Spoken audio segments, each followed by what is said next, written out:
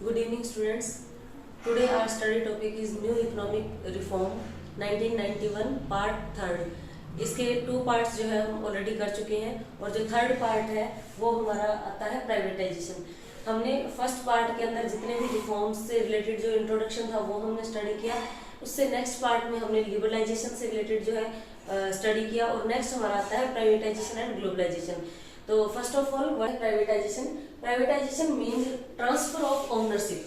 Transfer of ownership का क्या मतलब है कि जो ओनरशिप जो गवर्नमेंट के पास थी, जो पब्लिक सेक्टर अंडरटेकिंग्स थी, उनका ट्रांसफर कर देना प्राइवेट सेक्टर को, या फिर जितने भी इसको दो तरीके से किया गया था कि या तो हम पब्लिक सेक्टर अंडरटेकिंग्स को प्राइवेट हाथों में सौंप दें, उनको जैसे गवर्नमेंट डिसइन्वेस्टमेंट भी बोलते हैं इसको, तो उसके हाथों में सौंप दे, चाहे प्राइवेट सेक्टर ही ओपनिंग करे उन सेक्टर्स की और प्राइवेट जो पब्लिक सेक्टर है उनमें से निकल जाए।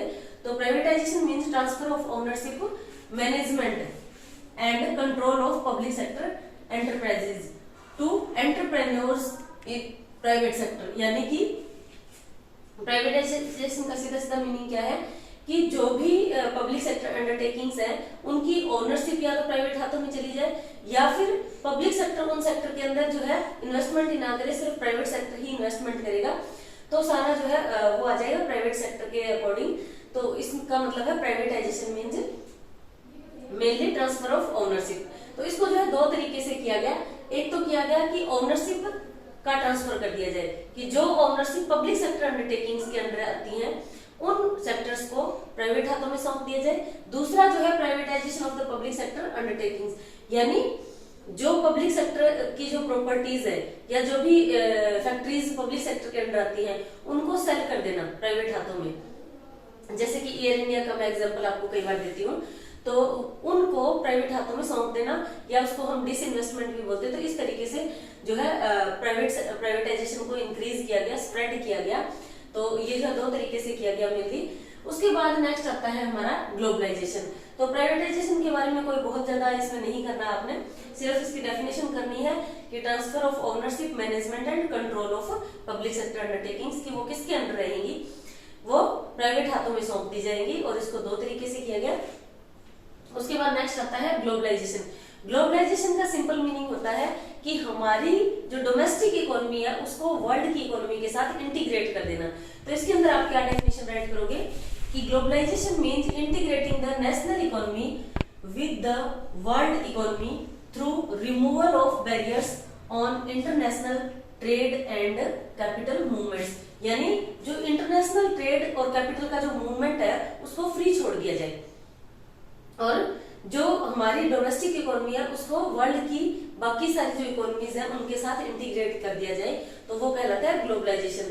जिसके अकॉर्डिंग हम दूसरे देशों के साथ फ्रीली ट्रेड कर सके, हमारी टेक्नोलॉजी एक दूसरे कंट्री के अंदर मूवमेंट कर सके, हमारा जो एक्सपोर्ट और इंपोर्ट है गुड्स और सर्विसेज का वो जो है एक दूसरी कंट्री में फ्रीली मूवमेंट करे, और दूसरा जो हमारी कैपिटल है वो एक कंट्री से दूसरी कंट्री में, हमारा जो लेबर है वो एक कंट्री से दूसरी कंट्री में फ्रीली मूव करे, तो वो किसके अंदर आएगा, ग्लोबलाइजेशन के अंदर। तो इसके अंदर जो है changes made by globalisation of the Indian economy, कि इंडियन इकोनॉमी के अंदर क्या क्या चेंजेस आए ग्लोबलाइजेशन की वजह से। तो सबसे पहले क्या था, इसके अंदर जो एफडीआई है वो अप टू 51% जो है इंक्रीज हुई, जो कि पहले ना के बराबर थी। और एक जो कस्टम ड्यूटीज थी जो कि 250% थी, उनको कम करके 10% लाया गया 2007-8 के बजट के अंदर। कि 2007-8 के बजट के अंदर क्या किया गया कि जो 250% जो कस्टम ड्यूटी लगाई जाती थी इंपोर्ट के ऊपर, उनको कम करके 10% के अराउंड लाया गया। नेक्स्ट जो है इसके अंदर सेकंड पॉइंट क्या होगा कि फॉरेन टेक्नोलॉजी एग्रीमेंट किया गया, और फॉरेन टेक्नोलॉजी एग्रीमेंट के अकॉर्डिंग क्या हुआ, ऑटोमेटिक परमिशन मिल गई किस चीज की, 1 करोड़ तक की जो टेक्नोलॉजीज है उनको हम अपनी कंट्री के अंदर इजीली हायर कर सकते हैं, मंगवा सकते हैं। तो up to sum of 1 crore, कि 1 करोड़ तक जो है हम टेक्नोलॉजीज को हायर कर सकते हैं। नेक्स्ट ग्लोबलाइजेशन के अकॉर्डिंग क्या किया गया, स्टिमुलेटेड एक्सपोर्ट, एक्सपोर्ट को स्टिमुलेट करने के लिए, इंक्रीज करने के लिए जो हमारी रुपी है उसको डीवैल्यू किया गया 20% तक, 20% तक जो है उसकी जो वैल्यू है उसको डाउन किया गया। नेक्स्ट इसके अंदर आता है रूपी फुली कन्वर्टिबल, इन 1993-94 कि 1993 जैसे कि मैंने आपको FRBM का भी समझाया था, तो 1993-94 का जो बजट तैयार किया गया उसके अंदर हमारी जो रुपी है उसको फुली कन्वर्टिबल बना दिया गया। नेक्स्ट इसके अंदर आता है a new 5-year export import policy 1992-97। एक जो है 5-year पॉलिसी जो थी एक्सपोर्ट इंपोर्ट पॉलिसी, उसको भी तैयार किया गया ताकि जो है एक्सपोर्ट और इंपोर्ट को और ज्यादा इनहांस किया जाए विदाउट रिस्ट्रिक्शंस जितनी भी हैं इसके अंदर उनको कम किया जाए। नेक्स्ट इसके अंदर आता है कि ग्लोबलाइजेशन के अंदर क्या नेगेटिव पॉइंट्स हैं और क्या पॉजिटिव इफेक्ट्स हैं। तो ये सारा जो हमने किया वो है कि क्या क्या इंडियन इकोनॉमी के अंदर चेंजेस आए ग्लोबलाइजेशन की वजह से, तो ओवरऑल ये इसके अंदर चेंजेस थे। नेक्स्ट इसके अंदर आता है negative and positive impact. A few moments later. Globalisation के बाद नेक्स्ट जो इसके कुछ पॉजिटिव और नेगेटिव पॉइंट्स हैं कि ग्लोबलाइजेशन का हर एक कंट्रीज़ के ऊपर या डेवलप्ड और अंडर डेवलप्ड कंट्रीज़ के ऊपर क्या पॉजिटिव इफेक्ट आया और क्या इसके नेगेटिव इफेक्ट रहे, तो उसके बारे में थोड़ा सा हम बात कर लेते हैं। उसके बाद इसके जो प्राइवेटाइजेशन, ग्लोबलाइजेशन और लिबरलाइजेशन, मतलब ओवरऑल जो LPG है उसका अप्रेजल हम पढ़ेंगे, यानी उसके पॉजिटिव और नेगेटिव इफेक्ट्स क्या रहे ओवरऑल। अभी जो ये पॉइंट्स है ये सिर्फ ग्लोबलाइजेशन के हैं।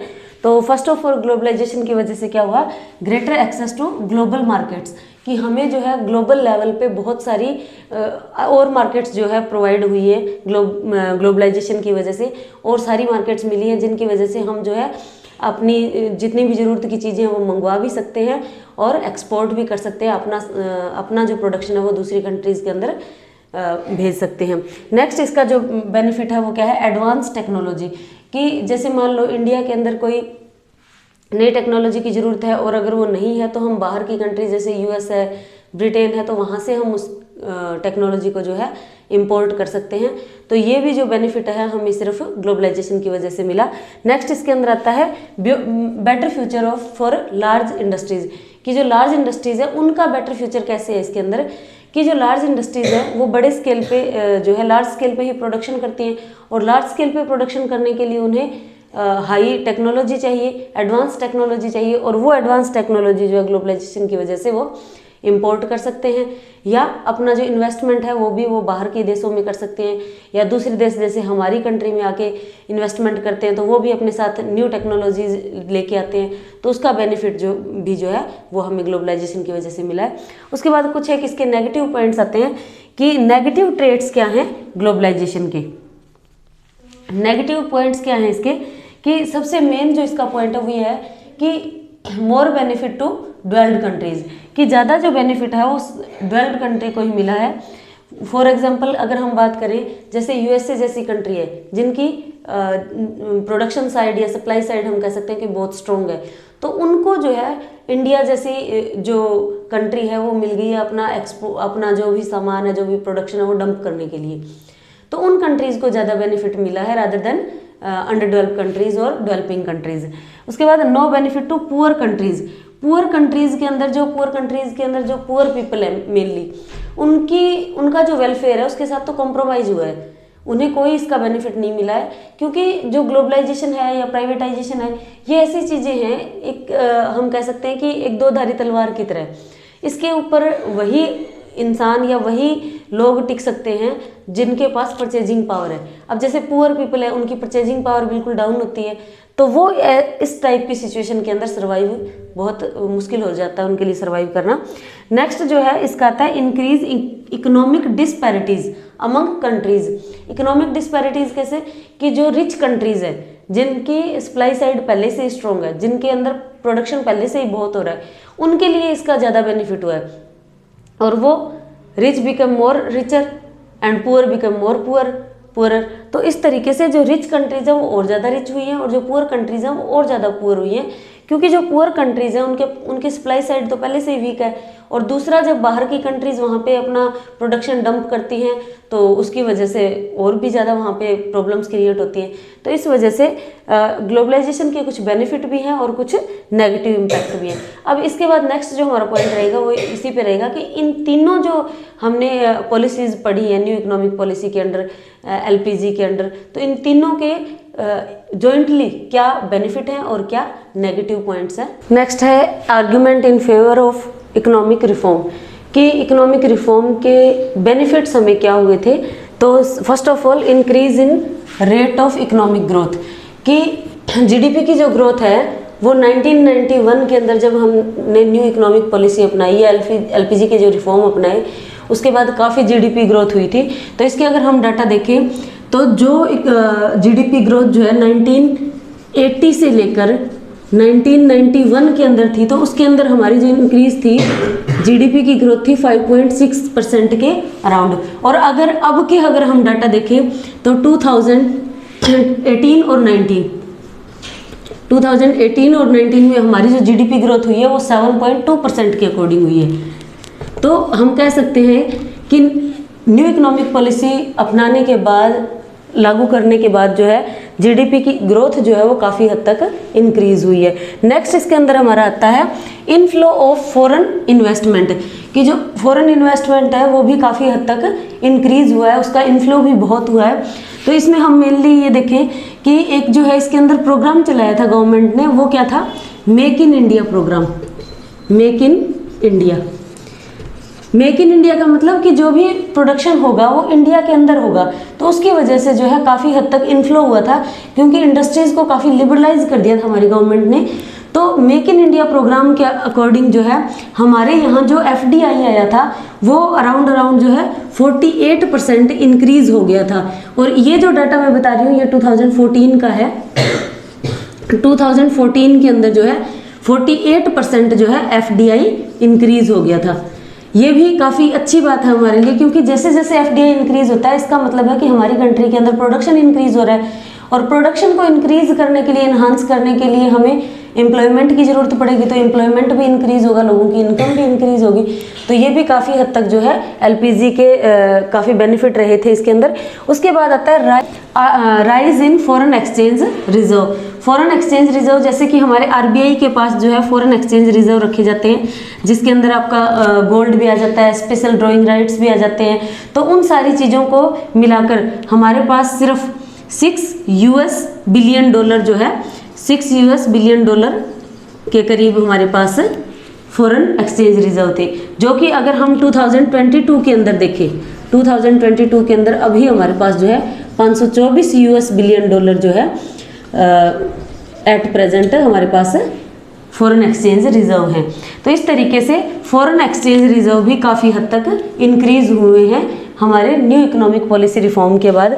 उसके बाद है राइज इन एक्सपोर्ट। तो एक्सपोर्ट भी काफ़ी हद तक इंक्रीज हुआ है। जैसे कि एक्सपोर्ट में आप मानोगे कि जो ऑटो पार्ट्स वगैरह होते हैं, जैसे मोटर व्हीकल बनाने के लिए हम अलग अलग इंडस्ट्रीज़ के अंदर जो मोटर व्हीकल के जो पार्ट्स हैं वो तैयार किए जाते हैं, मैन्युफैक्चर किए जाते हैं, और फिर जो है एक उसको असेंबल किया जाता है। तो इस तरीके से ऑटो पार्ट्स का या आईटी इंडस्ट्री के जो सॉफ्टवेयर वगैरह हैं उनका भी काफ़ी हद तक एक्सपोर्ट जो है इंक्रीज़ हुआ है। आईटी इंडस्ट्री जो है इंडिया की वो काफ़ी हद तक एकदम से बूम पे आई है ग्लोबलाइजेशन के बाद।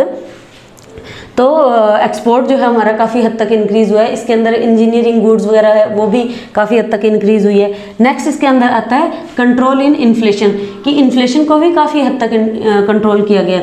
जो इन्फ्लेशन 1991 से पहले थी, अगर उसकी हम बात करें तो 17% के अराउंड जो है एकदम पीक पे थी। 17% के अराउंड जो है इन्फ्लेशन थी। और वही इन्फ्लेशन अगर हम आज के डाटा की बात करें, एक्चुअल डाटा जो है 2021 की, तो ये थी 5.13%। तो काफ़ी हद तक जो है इसको रिड्यूस किया गया है। हालांकि अब अगर हम बात करें तो 2022 के अंदर जो है अराउंड 7% और 7 पॉइंट समथिंग इंक्रीज़ हुई है, क्योंकि एक बार जो है कोविड के इफेक्ट इसके अंदर आ रहे हैं। तो ये भी जो है काफ़ी हद तक रिमूव किया गया है, इसके अंदर भी काफ़ी हद तक रिडक्शन की गई है।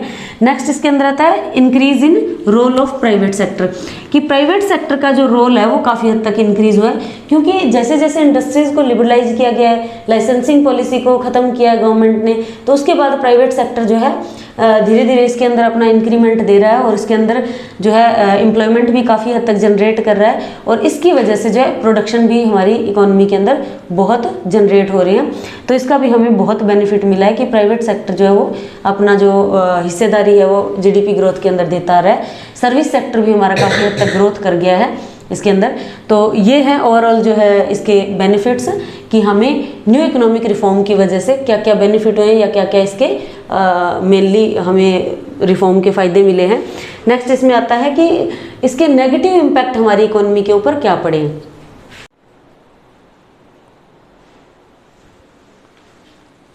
आर्ग्यूमेंट अगेंस्ट इकोनॉमिक रिफॉर्म के अंदर first of all neglect of agriculture, कि हमारा जो एग्रीकल्चर सेक्टर है उसको बिल्कुल नेग्लेक्ट किया गया है। इसमें मेन जो प्रॉब्लम्स है, सबसे पहले क्या है, रिडक्शन इन पब्लिक इन्वेस्टमेंट, कि पब्लिक इन्वेस्टमेंट एग्रीकल्चर सेक्टर में काफ़ी हद तक रिमूव कर दिया गया है, काफ़ी हद तक कम किया गया है इसको। इसकी वजह से एग्रीकल्चर सेक्टर हमारा उतना ग्रो नहीं कर पाया है। दूसरा इसमें क्या है कि जो सब्सिडीज़ वगैरह हैं उनको भी काफ़ी हद तक कम कर दिया गया है। अब जैसे पहले जो फर्टिलाइजर्स वगैरह पे गवर्नमेंट सब्सिडी देती थी, अब WTO जैसी जो ऑर्गेनाइजेशंस हैं उनके प्रेशर में आके, US जैसी डेवलप्ड कंट्री के प्रेशर में आके हमारी जो कंट्री है इंडियन जैसी कंट्री को या अंडर डेवलप्ड कंट्रीज़ को अपनी वो सब्सिडीज़ रिमूव करनी पड़ रही हैं। तो इस वजह से एग्रीकल्चर सेक्टर में अब सब्सिडी नहीं मिल रही है, तो जो फार्मर है उसकी कॉस्ट बढ़ती जा रही है और इस वजह से एग्रीकल्चर के अंदर इन्वेस्टमेंट नहीं हो रही है, नई टेक्नोलॉजीज़ नहीं आ रही हैं। Next reduction in import duties, कि बाहर से जो प्रोडक्शन एग्रीकल्चर प्रोडक्शन जो है इंपोर्ट किया जा रहा है या मंगवाया जा रहा है, उसके अंदर जो पहले जो इंपोर्ट ड्यूटी लगती थी उनको काफ़ी हद तक रिमूव कर दिया गया है, रिडक्शन कम कर दिया गया है। तो उसके अंदर कमी की वजह से भी बाहर का जो प्रोडक्शन है, जो फूड ग्रेन्स है या जो कैश क्रॉप्स हैं, वो बाहर से हमारी कंट्री के अंदर आ रही है। इस वजह से भी जो हमारे खुद की कंट्री के अंदर जो प्रोडक्शन हो रहा है उसके प्राइसेस डाउन होते जा रहे हैं। तो इस वजह से भी फार्मर्स को प्रॉब्लम्स क्रिएट हो रही हैं और इसकी वजह से एग्रीकल्चर में भी इन्वेस्टमेंट नहीं हो पा रहा है और इन्वेस्टमेंट ना होने की वजह से एग्रीकल्चर सेक्टर जो है डाउन होता जा रहा है। नेक्स्ट इसमें क्या है कि शिफ्ट टू कैश क्रॉप्स, कि अब हमारा जो एग्रीकल्चर सिस्टम है वो बेनिफिट के लिए या ज़्यादा अर्निंग्स के लिए, इनकम ज़्यादा इंक्रीज करने के लिए कैश क्रॉप की तरफ मोल्ड होता जा रहा है। तो कैश क्रॉप ज़्यादा ग्रो करने की वजह से जो हमारा फूड ग्रेन है उसके प्राइसेस जो है वो हाई जा रही हैं और इस वजह से फूड ग्रेन प्राइस हाई जाने की वजह से भी जो है एग्रीकल्चर सेक्टर की तरफ ध्यान नहीं दिया जा रहा है या फार्मर्स की जो कॉस्ट है वो इंक्रीज होती जा रही है। नेक्स्ट आता है इसके अंदर low level of industrial growth. अब इंडस्ट्रियल ग्रोथ तो इंक्रीज होनी चाहिए थी ग्लोबलाइजेशन की वजह से या LPG की वजह से, लेकिन इसके अंदर भी काफ़ी हद तक जो है इंक्रीज जितना होना चाहिए था उतना नहीं हुआ है। इसके भी काफ़ी सारे रीज़न है। For example cheaper imported goods, कि जो डेवलप्ड कंट्रीज़ हैं वो लार्ज स्केल पे प्रोडक्शन करती हैं और लार्ज स्केल पे प्रोडक्शन और हाई टेक्नोलॉजी, तो उसकी वजह से वो प्रोडक्शन जो है वो सस्ता होता है और सस्ता प्रोडक्शन जब हमारी कंट्री में आएगा तो हमारी कंट्री के अंदर जो प्रोडक्शन होता है उसकी डिमांड डाउन जा रही है, क्योंकि हम जो स्मॉल स्केल पे जो भी प्रोडक्शन होता है उसकी कॉस्ट हाई जाती है। कॉस्ट हाई जाने की वजह से उसके रेट भी हाई होते हैं। तो हमारी कंट्री के अंदर जो प्रोडक्शन बनता है उसकी डिमांड कम है और बाहर की कंट्रीज से जो भी प्रोडक्शन आता है उसकी डिमांड ज़्यादा है, क्योंकि उसके रेट क्या है, इतने हाई नहीं है जितने कि हमारी कंट्री के हैं। तो इस वजह से चीपर इम्पोर्टेड गुड्स होने की वजह से हमारा जो प्रोडक्शन है वो सेल नहीं हो रहा है और इस वजह से इंडस्ट्रीज डाउन जाती जा रही है।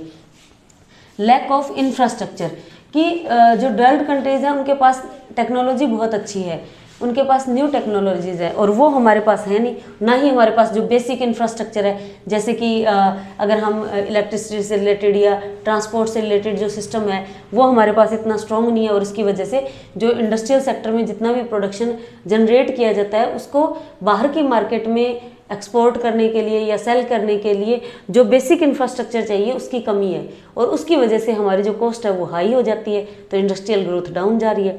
उसके बाद है non tariff barrier by developed countries, कि जो डेवलप्ड कंट्रीज़ हैं वो क्या करती हैं, वो अब टैरिफ बैरियर तो WTO की वजह से जो है उनको हटाने पड़ रहे हैं, लेकिन वो क्या करती हैं, वो नॉन टैरिफ बैरियर्स लगा देती हैं, कभी क्वालिटी का बहाना लेकर या कभी किसी और चीज़ का बहाना लेकर।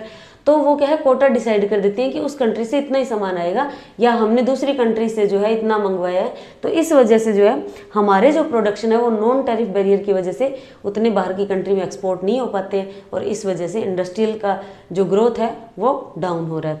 नेक्स्ट इसमें आता है इनइफेक्टिव डिसइन्वेस्टमेंट पॉलिसी, कि जो हमारी गवर्नमेंट है उसकी जो डिसइन्वेस्टमेंट की पॉलिसी है, जिसे हम कह सकते हैं कि जो पब्लिक सेक्टर अंडरटेकिंग्स है उसको प्राइवेट सेक्टर के अंदर सौंपना, तो वो जो है वो भी इनइफेक्टिव है। कहने का मतलब क्या है, अब जैसे अगर हम देखें तो 2021 और 22 के अंदर जो हमारा टारगेट था, टारगेट था डिसइन्वेस्टमेंट का, वो हमारे बजट के अकॉर्डिंग 1.75 लाख करोड़ था। लेकिन एक्चुअल में जो जितना भी टारगेट कंप्लीट जो है वो 8% ही कंप्लीट कर पाई है। इसका क्या रीज़न है कि जितना टारगेट लेती है हमारी गवर्नमेंट उतना कंप्लीट नहीं कर पाती है। अब टारगेट तो रखा था कि हम 1.75 लाख करोड़ जो है उतना डिसइन्वेस्टमेंट करेंगे, लेकिन कर कितना पाई एक्चुअल में 13,561 लाख जो करोड़ है जो है, तो 1000 में ही कर पाई। लेकिन जो टारगेट लिया था 1.675 लाख का लिया था और कर पाई एक्चुअल में इतना ही। तो इस वजह से भी जो है हमें काफ़ी हद तक प्रॉब्लम आ रही है कि प्राइवेट सेक्टर जितना ग्रो होना चाहिए या जितना इंक्रीज होना चाहिए उतना नहीं हो पा रहा है, क्योंकि हमारी जो डिसइन्वेस्टमेंट पॉलिसी है वो इतनी इफेक्टिव नहीं है। अब जैसे मैं एयर इंडिया का कई बार एग्जांपल देती हूँ, तो एयर इंडिया क्या है, एयर इंडिया टाटा सन्स को जो है 18,000 के अंदर जो है 18,000 करोड़ के अंदर सेल की गई है, और उसमें से भी गवर्नमेंट के पास कितना आया, उसमें गवर्नमेंट के पास सिर्फ 15% ही आया है। 15% आने का रीज़न क्या है कि बाकी सारी जो उससे जो भी इनकम हुई उसकी वो सारी डेब्ट में गई है गवर्नमेंट की। तो इस वजह से हर एक पब्लिक सेक्टर अंडरटेकिंग्स जो है वो घाटे में चल रही है, और घाटे में चलने की वजह से जो है पब्लिक सेक्टर अंडरटेकिंग्स कोई प्राइवेट सेक्टर लेना नहीं चाहता है। तो इस वजह से भी हमें जो है लॉस होता जा रहा है। नेक्स्ट इसके अंदर आता है इनइफेक्टिव टैक्स पॉलिसी, कि हमारी जो टैक्स पॉलिसी है वो भी यूनिफॉर्म नहीं है, और इस वजह से टैक्स रिवेन्यू कलेक्शन जो है वो बहुत कम होता है, और टैक्स रिवेन्यू कलेक्शन की वजह से एक्सपेंडिचर भी आगे कम होता है। तो इस वजह से भी जो है हमारी जो ग्लोबलाइजेशन का जो इफेक्ट है वो हमारे इकोनॉमी के ऊपर बहुत नेगेटिव है, मतलब ना के बराबर है, या बुरा इफेक्ट इसके बाद पड़ा है। उसके बाद है स्प्रेड ऑफ कंज्यूमरिज्म। कंज्यूमरिज्म का स्प्रेड का मतलब है कि जैसे जैसे हमारी जो इकोनॉमिक पॉलिसी रिफॉर्म के जो बेनिफिट आने चाहिए थे वो नहीं हुए, बल्कि एक्सपोर्ट इंपोर्ट की जो एक्टिविटीज़ हैं वो ज़्यादा इंक्रीज होने की वजह से कंज्यूमरिज्म बढ़ गया, यानी कंज्यूमर के अकॉर्डिंग ही प्रोडक्शन हो रहा है और उसके अकॉर्डिंग ही जो है एक्सपोर्ट बढ़ रहा है, और वो चीज़ें जो हमारी ज़रूरत की नहीं है उन चीज़ों का ज़्यादा प्रोडक्शन हो रहा है। तो इस वजह से भी जो है हर एक जो डेवलपिंग कंट्री है वो लॉस में चल रही है, क्योंकि हमारी कंट्री के अंदर हमें सबसे पहले हमारी जो नीड की जो प्रोडक्शन है वो कंप्लीट करना ज़रूरी होता है। लेकिन आजकल क्या है कि लोग एक तो जो डेमोन्स्ट्रेशन इफेक्ट है वो ज़्यादा काम कर रहा है, तो इसकी वजह से इंपोर्टेड गुड्स का यूज़ करते हैं, और उसकी वजह से हमारी कंट्री के जो फॉरेन एक्सचेंज रिजर्व है वो डाउन होते जा रहे हैं। नेक्स्ट इसके अंदर आता है अनबैलेंस्ड ग्रोथ, कि जो आपका एलपीजी के रिफॉर्म है उनकी वजह से जो ग्रोथ है वो इक्वल नहीं है। जो डेवलप्ड कंट्री है उनकी ग्रोथ ज़्यादा हुई है, और जो अंडर डेवलप्ड कंट्रीज़ हैं उनकी ग्रोथ कम हुई है। या फिर कुछ एक सेक्टर जो या हम अपनी ही कंट्री के अंदर देखें, अगर इंडिया के अंदर ही देखें तो यहाँ पे क्या है कि जो इंडस्ट्रियल सेक्टर के अंदर जो लोग काम करते हैं, या जो जैसे टाटा या बिरला जैसी जो कंपनीज़ हैं जिनका बड़े लार्ज स्केल पे प्रोडक्शन होता है, तो उनको फिर भी बेनिफिट हुआ है। लेकिन जो हमारी कंट्री के अंदर जो पुअर पीपल हैं उनको उसका बेनिफिट नहीं मिला, बल्कि उनको जो है इन्फ्लेशन की वजह से या फिर कंज्यूमरिज्म की वजह से उन्हें ज़्यादा लॉस फेस करना पड़ रहा है, उनके वेलफेयर को कहीं ना कहीं कॉम्प्रोमाइज़ कर दिया गया है। तो इस वजह से भी जो है एलपीजी के जो रिफॉर्म है वो इतना बेनिफिट नहीं दे पाई हैं। एक इसके अंदर आप पॉइंट और भी राइट कर सकते हो कि एम्प्लॉयमेंट भी बहुत ज़्यादा जनरेट नहीं हुई है, अनएम्प्लॉयमेंट ज़्यादा बढ़ी है। अब ये कैसे कि जैसे जैसे ग्लोबलाइजेशन इंक्रीज़ हुआ है वैसे वैसे जो नई टेक्नोलॉजीज़ आई हैं उन्होंने जो पीपल का या मैन वर्क है उसको रिप्लेस कर दिया है टेक्नोलॉजी के साथ। इस वजह से लोगों का जो काम है वो छूटता जा रहा है उनसे, तो अनएम्प्लॉयमेंट जो है इंक्रीज़ होती जा रही है। अगर आज हम इंडिया का छोड़ के अगर हम हरियाणा का भी देखें तो हमारे यहाँ 32% के अराउंड जो है अनएम्प्लॉयमेंट रेट है। तो इस वजह से भी बहुत सारी प्रॉब्लम्स क्रिएट हो रही हैं। हमें ग्लोबलाइजेशन का इतना बेनिफिट नहीं है जितना कि डेवलप्ड कंट्रीज़ को है। और ये था ओवरऑल आपके चैप्टर के बारे में, तो इसके आप नोट्स बना लें और अच्छे से इसको तैयार कर लें। Thanks for watching the video, और अगर वीडियो अच्छी लगे तो लाइक शेयर एंड कमेंट जरूर करें। Thank you. 2000 years later.